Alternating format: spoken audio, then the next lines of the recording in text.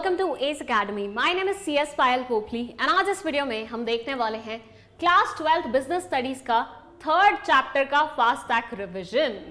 Yes, 2 videos पहले हमने ये सीरीज स्टार्ट की थी जिसमें मैंने आपसे प्रॉमिस किया था कि हर एक चैप्टर को 15 to 20 मिनट्स में फास्ट वे में मैं आपको रिवाइज कराऊंगी सो दैट बोर्ड से पहले आपकी रिवीजन भी बहुत अच्छे तरीके से हो जाए और आपका टाइम भी थोड़ा सा कम इन्वेस्ट हो। तो बस उसी सीरीज का थर्ड पार्ट है आज, जिसमें हम कवर करने वाले हैं बिजनेस एनवायरनमेंट चैप्टर। भाई देखो, नाम क्या है? Business environment. तो सबसे पहले तो उसी का मतलब समझ लेते हैं। ये नाम 2 वर्ड से मिलकर बना है। फर्स्ट इज बिजनेस, दूसरा है एनवायरनमेंट।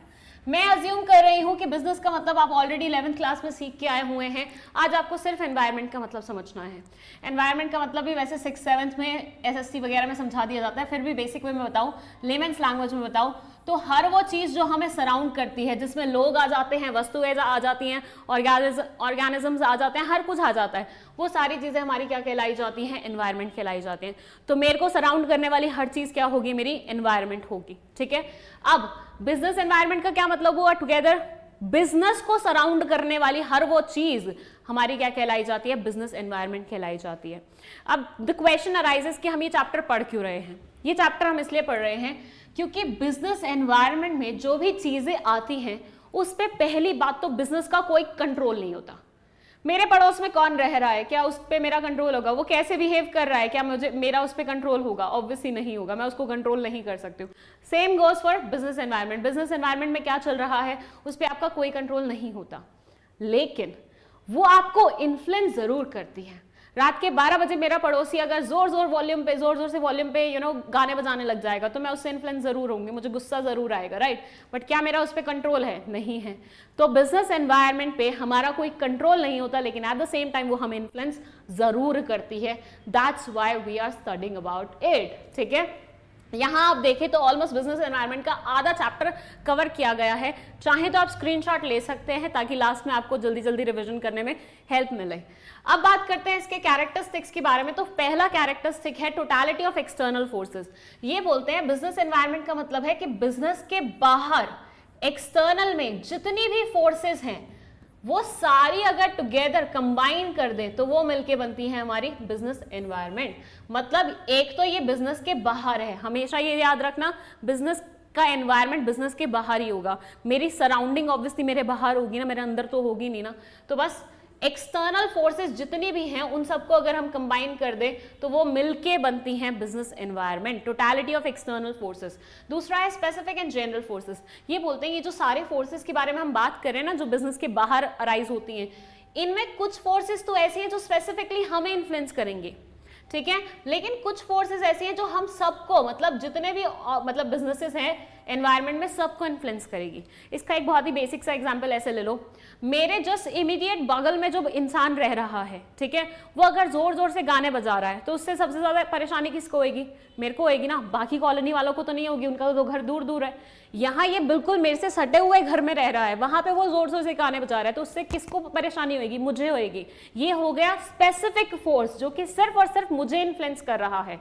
बट वहीं पे अगर मैं बोलूं कि हमारी कॉलोनी के लिए एक नया रूल निकला है कि कोई भी 11 बजे के बाद हाई वॉल्यूम पे गाने नहीं सुनेगा, तो ये कॉलोनी के हर बंदे को इन्फ्लुएंस करेगा, सिर्फ मुझे नहीं करेगा। मुझे अलॉन्ग विद एवरीवन 11 बजे के बाद हाई वॉल्यूम पे गाने नहीं सुनने, ये एक रूल है। ठीक है, तो ये एक ऐसी चीज हुई जो जनरली सबके ऊपर अप्लाई करेगी। तो हर एनवायरनमेंट में ऐसी फोर्सेस भी होती हैं जो स्पेसिफिकली आपको इन्फ्लुएंस करती है, और ऐसे फोर्सेस भी होती है जो सबको इन्फ्लुएंस करती है। जो सबको इन्फ्लुएंस करती है उसको हम बोलते हैं जनरल फोर्सेस, और जो सिर्फ और सिर्फ आपको इन्फ्लुएंस करेंगे उसको आप बोलते हैं स्पेसिफिक फोर्सेस।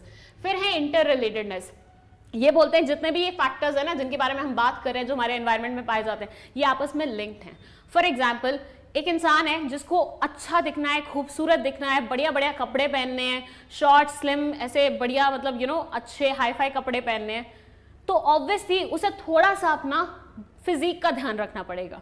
अब वो मैं बॉडी शेमिंग नहीं करना चाह रही हूँ मतलब आप समझ रहे हैं ना मेरी भावनाएं, कि अगर आपको अच्छा दिखना है तो ऑब्वियसली थोड़ा सा आपको अपनी फिजिक का ध्यान रखना पड़ेगा। आप बिल्कुल ऐसे थुल से नहीं हो सकते, क्योंकि अच्छा दिखना और वैसा हमारी सोसाइटी के अकॉर्डिंग ये चीज है, राइट? तो अच्छा दिखने के लिए आपको अपनी हेल्थ का ध्यान रखना पड़ेगा, सो दैट आपकी बॉडी, आपकी फिजिक सही दिखे। तो एक फैक्टर ने दूसरे को कैसे इन्फ्लुएंस कर दिया, एक फैक्टर दूसरे से कैसे लिंक्ड हुआ, राइट। तो यही होता है हमारे एनवायरनमेंट में जितने भी फैक्टर्स होते हैं ना, वो आपस में एक दूसरे से क्या होते हैं, लिंक्ड होते हैं। फिर बोलते हैं डायनामिक नेचर। जो हमारी बिजनेस एनवायरनमेंट है ना, वो हर पल बदलती रहती है, उसमें हर तरह के लोग आ जाते हैं, हर तरह की चीजें आ जाती हैं, कुछ भी आता रहता है, सब कुछ आ जाता है। तो वो ऑब्वियसली क्या होगा, एक भी फैक्टर चेंज होगा तो एनवायरनमेंट को चेंज करना पड़ेगा। तो हमारी एनवायरनमेंट क्या है, बिजनेस एनवायरनमेंट क्या है, वो डायनामिक नेचर की है, बदलती रहती है समय के साथ, ठीक है। डायनामिक का मतलब क्या होता है, जो चीज समय के साथ बदलती रहे। देन है अनसर्टेनिटी। हम इन फैक्टर्स के बारे में कुछ नहीं बोल सकते, हम ये श्योर नहीं हो सकते कि जैसा हम सोच रहे हैं बिल्कुल वैसा ही होगा, बहुत ही अनसर्टेन है ये। फॉर एग्जाम्पल, मेरे पड़ोस में एक नया पड़ोसी आया तो वो उसने मुझे स्माइल दी, मुझे बहुत सही लगा, मुझे लगा अरे सेंसिबल इंसान आया है, ठीक है। मैं एक्सपेक्ट कर रही थी अरे बढ़िया होगा, इसके साथ कोई मतलब लड़ाई झगड़ा नहीं होगा। बट रात को उसने अपने यहाँ पे अपने सारे दोस्तों को बुला के दारू पार्टी करनी शुरू कर दी, जोर जोर से वॉल्यूम पे गाने बजाने शुरू कर दिए। तो अब तो लड़ाई होनी तय है ना। बट क्या मैंने अज्यूम किया था, मतलब क्या मैंने ये पहले से गैस कर लिया था कि ये ऐसा निकलेगा? नहीं, मैं तो गैस कर रही थी कि बढ़िया निकलेगा। तो कैसे अनसर्टेन हुआ ना, कि वक्त बदल दिया, जज्बात बदल दिए, सब कुछ बदल दिया, राइट। बस वही बोल रहे हैं कि हमारी एनवायरनमेंट क्या है, अनसर्टेन है, हम उसके बारे में श्योर वे में कुछ भी नहीं बोल सकते हैं। देन है कॉम्प्लेक्सिटी। ये बोलते हैं इतने सारे फैक्टर्स हैं, इतने सारे लोग हैं, इतनी सारी चीजें हैं, इतने सारे रूल्स हैं, पॉलिसीज हैं, सब मिलके इंसान का दिमाग खराब कर देते हैं, क्योंकि बहुत ज़्यादा कॉम्प्लेक्स है। इसको समझना और इसके लिए वर्क करना इज़ वेरी डिफिकल्ट, बिकॉज हर एक फैक्टर एक दूसरे से लिंक्ड है। एक की जड़ दूसरे में होगी, दूसरे की जड़ तीसरे में होगी, तो सारे कंबाइन करके बहुत कॉम्प्लेक्स स्ट्रक्चर बना देते हैं। देन है रिलेटिविटी। ये बोलते हैं ये रीजन से एसोसिएटेड होते हैं। एक रीजन मतलब यूएसए में चीज़ें डिफरेंट होंगी, इंडिया में चीज़ें डिफरेंट होंगी, जापान में चीज़ें डिफरेंट होंगी, क्योंकि रीजनल टच आ जाता है। तो ये रिलेटिविटी है, ठीक है। तो ये होगा इसके characteristics. Now let's talk about importance of business environment. ये बोलते हैं भाई पढ़ ही रहे हो तो भैया क्यों पढ़ रहे हो वो भी समझ लो। तो पहला ये बोलते हैं it enables the firm in identifying opportunities and getting the first mover advantage. अगर मुझे मेरे एनवायरनमेंट के बारे में बहुत अच्छे तरीके से पता होगा तो ऑब्वियसली जो भी बढ़िया बढ़िया अपॉर्चुनिटीज आ रही होंगी मैं उन्हें ग्रैब करने की कोशिश करूंगी। फर्स्ट से मैं बहुत ख्याल रखती हूँ कि मेरे आस पड़ोस में कौन सा घर वेकेंट हो रहा है। मुझे खबर मिली कहीं से कि मेरे बगल वाला घर ही वेकेंट हो रहा है, खाली हो रहा है। मैंने क्या किया, फट से अपनी बेस्ट फ्रेंड को कॉल किया, मैंने बोला अरे मेरे घर में बगल वाला घर ना वेकेंट हो रहा है, तू आके रेंट पे ले ले, ठीक है। तो अब मेरी बेस्ट फ्रेंड आ जाएगी वहाँ पे रहने के लिए, तो बेस्ट फ्रेंड और मैं एक साथ एक ही आसपास पड़ोस में रह रहे होंगे, ना कोई दिक्कत होगी ना कोई तकलीफ होगी, कितना बढ़िया चीज़ हो जाएगा ना। तो यहाँ मैंने क्या किया, क्योंकि मैंने अपने बिजनेस एनवायरनमेंट पे पूरी खबर रखी थी, पूरी नज़र रखी थी, तो मैंने जैसे ही मुझे अपॉर्चुनिटी मिली उसे ग्रैब कर लिया और एडवांटेज उठा लिया उसका। मैंने थोड़ा सा इनफॉर्मल एग्जाम्पल दिया, आप इसी को फॉर्मल वे में भी कर सकते हो, ठीक है। फॉर्मल वे वाले या फिर और ज़्यादा डिटेल्ड वाले एग्जाम्पल्स अगर देखने तो one shot revision video already बना हुआ है। It helps the firm to identifying threats and early warning signals. Same goes for this कि अगर आप एनवायरनमेंट पे ध्यान रखते हैं ना, तो कौन कौन सी बुरी चीज़ें आपके लिए आ रही है ना, आप उनके लिए भी पहले से तैयार हो सकते हैं। फॉर एग्जाम्पल मैंने ध्यान रखा अपने एनवायरनमेंट पे, ठीक है, मुझे पता लगा कि अरे कोई सनकी इंसान मेरे बगल में आके रहने वाला है, ठीक है, तो मैं पहले से ही प्रिपेयर्ड हो गई। मैंने अपने घर के बाहर एक बैरियर लगवा लिया, मैंने अपने घर के बाहर कुछ कुछ ऐसे इंस्ट्रक्शंस लगवा ली ताकि वो सनकी इंसान पहले से ही प्रिपेयर्ड रहे कि भैया इससे पंगा नहीं लेना है, ठीक है। तो जो भी थ्रेट्स आ रहे हैं उसके लिए भी मैं पहले से अपने आप को प्रिपेयर कर सकती हूँ अगर मैं अपने बिजनेस एनवायरनमेंट पर थोड़ी सी नजर रखूँ।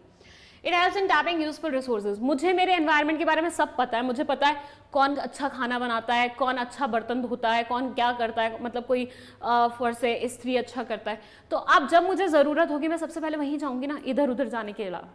मुझे पता है कि ये आंटी अच्छा खाना बनाती है, मुझे अच्छा खाना बनवाना है, तो मैं 10 जगह नहीं जाऊँगी, मैं डायरेक्टली इनके पास जाऊँगी।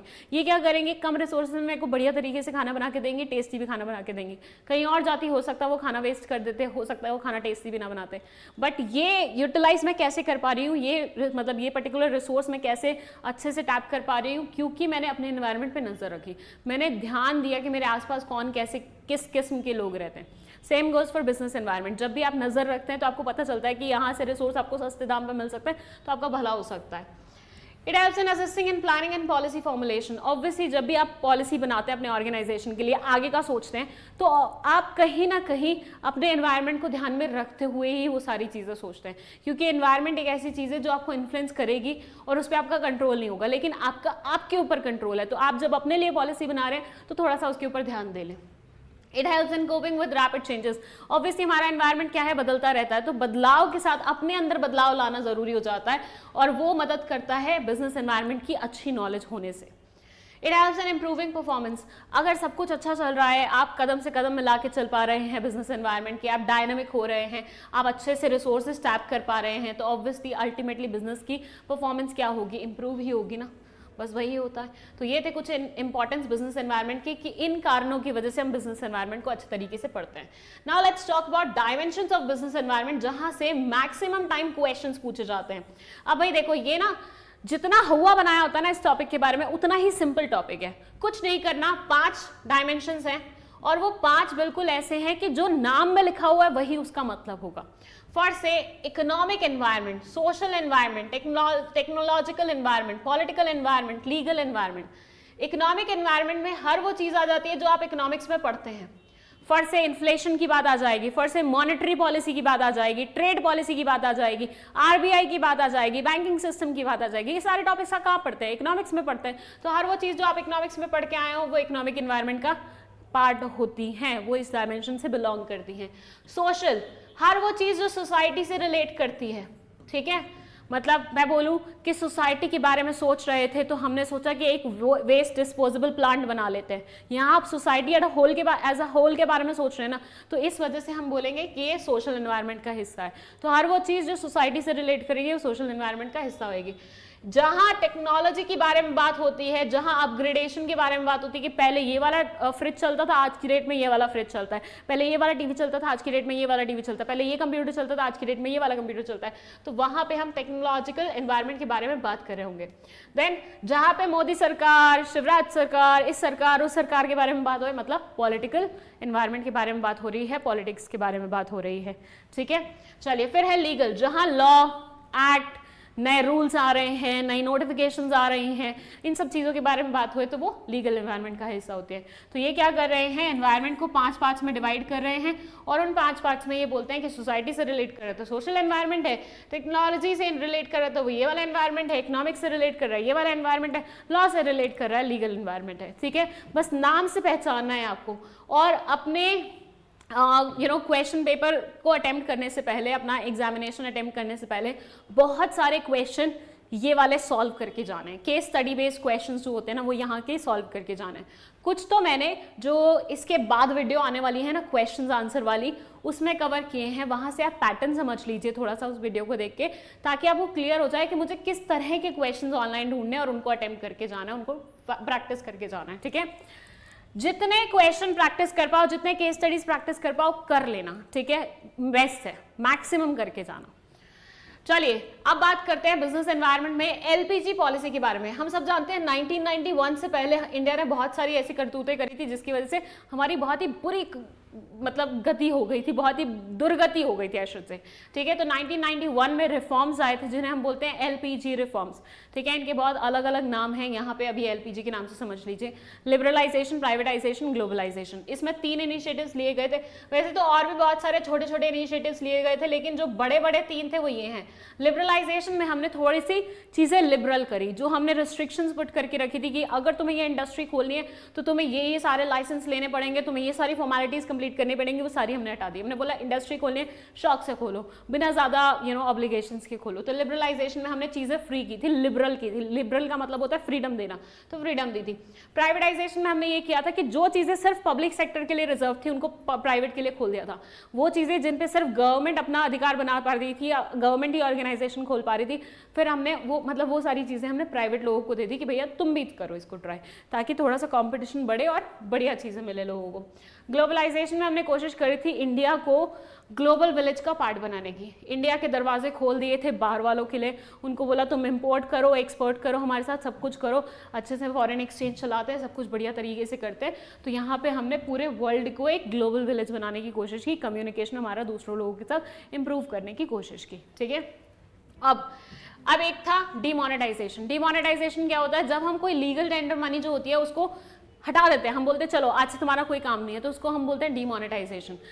अभी रिसेंटली मोदी सरकार ने ऐसा किया था कि 1000 के 500 के नोट्स हटा दिए थे पिक्चर से और उसकी जगह 2000 और 500 दूसरे वाले नोट्स लेके आए थे, ठीक है। तो उस स्टेप को हम बोलते हैं डिमोनेटाइजेशन। डिमोनेटाइजेशन क्यों लाया गया था वो समझते हैं। ये बोलते हैं डिमोनेटाइजेशन इसलिए लाया गया था ताकि टैक्स में कुछ हम मतलब टैक्स एडमिनिस्ट्रेशन में हम मेजर ला सके। क्या हुआ था, बहुत सारे लोग ना टैक्स चोरी कर रहे थे, अपने घर में रख रहे थे, पे नहीं कर रहे थे, लॉकर्स में अपना कैश दबा के रखते। तो मोदी सरकार ने क्या बोला, मतलब जो भी सरकार थी उन्होंने क्या बोला, उन्होंने ये बोला चलो इनसे पैसे निकलवाने का एक बहुत ही बढ़िया तरीका है डिमोनेटाइजेशन ला दो, जो इनके पैसे रखे हुए हैं ना वो कोई लायक ही नहीं बचेंगे।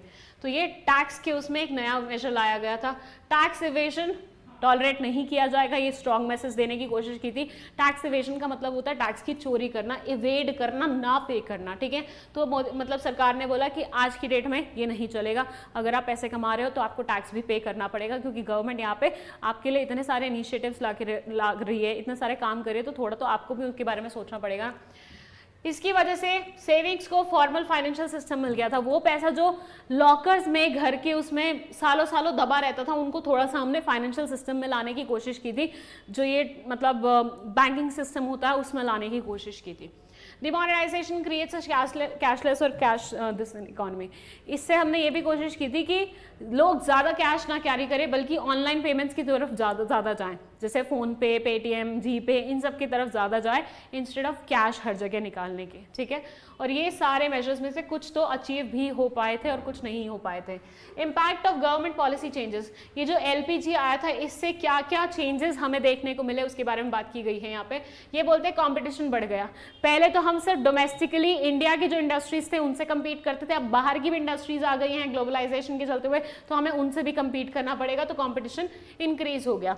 मोर डिमांडिंग कस्टमर, अब कस्टमर को समझ में आ गया कि यहाँ से नहीं लूंगा तो यहाँ पे और ऑप्शन मिल जाएगा, यहाँ से नहीं लूंगा तो वहाँ पे और ऑप्शन मिल जाएगा, तो वो और डिमांड करने लगा कि तू इससे बेटर ला वरना मैं किसी और के पास चला जाऊंगा। तो कस्टमर क्या हुआ, थोड़ा सा डिमांडिंग हो गया। Rapidly changing in technological environment, technological environment बदलने लग गया बहुत तेजी से। पहले क्या होता था, इंडिया में ही लोग प्रोड्यूस कर रहे हैं, इंडिया में ही लोग खरीद रहे हैं, तो इतना ज़्यादा इंप्रूवमेंट की अपग्रेडेशन के बारे में कोई नहीं सोचता था। लेकिन अब आपका कंपटीशन बाहर वाले लोग के साथ है जो लेटेस्ट हर चीज़ इस्तेमाल कर रहे हैं, तो ऑब्वियसली उनसे कम्पीट करने के लिए आपको थोड़ा बहुत तो अपने भी टेक्नोलॉजी में चेंज लाना पड़ेगा ना, जिसकी वजह से ये पर्टिकुलर चेंज आया। नेसेसिटी फॉर चेंजेस, अब यूँ हो गया कि भैया चेंज लाना ही पड़ेगा, अदरवाइज आप ऑब्सलीट हो जाएंगे, कोई भी आपसे कुछ भी नहीं खरीदेगा। Need for developing human resource, पहले आप ह्यूमंस के बारे में सोचते ही नहीं थे, काम कराया जितने पैसे उनके बनते हैं उससे कम देके उनको निकाल देते थे। लेकिन अब आपको इनके बारे में भी सोचना पड़ेगा, क्योंकि कहीं ना कहीं अगर आपको आगे बढ़ना है तो ह्यूमंस ही आपको आगे ले जा सकते हैं, तो उनके बारे में अगर आप सोचेंगे तभी वो फुल डेडिकेशन से काम करेंगे। मार्केट ओरिएंटेशन, मार्केट में जो पहले पिक्चर दिखाई देती थी ना वो थोड़ी सी बदल गई। पहले जिन चीज़ों की ज़्यादा बिक्री हुआ करती थी, लोगों का टेस्ट थोड़ा सा चेंज हो गया, दूसरी तरफ आ गया। Loss of budgetary support to public sector, public sector को जो बजटरी सपोर्ट मिलता था वो थोड़ा सा कम हो गया, क्योंकि हमने प्राइवेट को मौका दिया, हमने बोला प्राइवेट तुम आओ पिक्चर में, वो बढ़िया परफॉर्म करने लग गई, तो पब्लिक सेक्टर की परफॉर्मेंस समझ में आने लग गई। ये समझ में आने लगा कि इन लोगों पे खर्चा करने का कोई मतलब नहीं बन रहा, क्योंकि ये घर में ले जा रहे हैं, कुछ काम धंधा तो कर ही नहीं रहे हैं, तो थोड़ा सा हमने बजट में उनका जो सपोर्ट अमाउंट था वो कम कर दिया। Managerial responses to changes in business environment, business environment में चेंजेस आते हैं तो मैनेजरल रिस्पॉन्स क्या होना चाहिए या क्या हुआ ओवर द ईयर्स हमने जो देखा। डाइवर्सिफिकेशन, हमने क्या किया, डाइवर्सिफाई कर दिया चीज़ों को। पहले हम जहाँ एक चीज़ के टूवर्ड्स जा रहे थे, फिर हमने मल्टीपल चीज़ों के टूवर्ड्स जाना शुरू कर दिया। जॉइंट वेंचर, हमने बड़े बड़े ऑर्गेनाइजेशन से हाथ मिला लिया कि चलो कोलैब करके काम करते हैं। ब्रांड बिल्डिंग, पहले हम ब्रांड्स पे वर्क ही नहीं करते थे, ब्रांड बनाने के बारे में सोचते ही नहीं थे, अब हमने बोला कि ब्रांड बनेगा तभी चीज़ बिकेगी, तो ब्रांड बिल्डिंग पे फोकस करो। लेटेस्ट टेक्नोलॉजी इस्तेमाल करने लगे, शार्पली इंप्रूव कॉम्पेंसेशन लेवल्स, लोगों को जो पैसे दे रहे थे, जो सैलरी दे रहे थे, वो थोड़ी सी इंप्रूव कर दी, बढ़िया कर दी, क्योंकि लोग खुश रहेंगे तो वो बढ़िया काम करेंगे तो ऑर्गेनाइजेशन का भला होगा। कस्टमर फोकस, पहले हम कस्टमर पे बिल्कुल भी फोकस नहीं करते थे, हमें लगता था जो बनाना बना दो, कस्टमर तो खरीद ही लेगा। लेकिन फिर हमें समझ में आया नहीं, अगर कस्टमर के मनपसंद चीज़ बनाएंगे तो ज़्यादा बिक्री होगी, तो कस्टमर को थोड़ा सा हमने भगवान की तरह ट्रीट करना शुरू कर दिया। और इसी प्रकार से हमारा ये चैप्टर यहीं पे कंप्लीट हो गया। स्क्रीनशॉट लेना तो ले लो। चलिए थर्ड चैप्टर में बस इतना ही। अब बिना टाइम वेस्ट किए हम इसके वो वाली वीडियो देखेंगे जिसमें क्वेश्चंस आंसर हमने अटेम्प्ट किए, मतलब प्रैक्टिस करवाए हैं। वो वाली देख के समझना है किस नेचर के क्वेश्चंस आते हैं और मैक्सिमम उन नेचर के क्वेश्चंस को प्रैक्टिस करना है बिफोर योर एग्जामिनेशन। और मेरे अंदर अब कुछ भी हिम्मत नहीं बची और कुछ बोलने के लिए। सो धन्यवाद, मिलते हैं नेक्स्ट वीडियो में।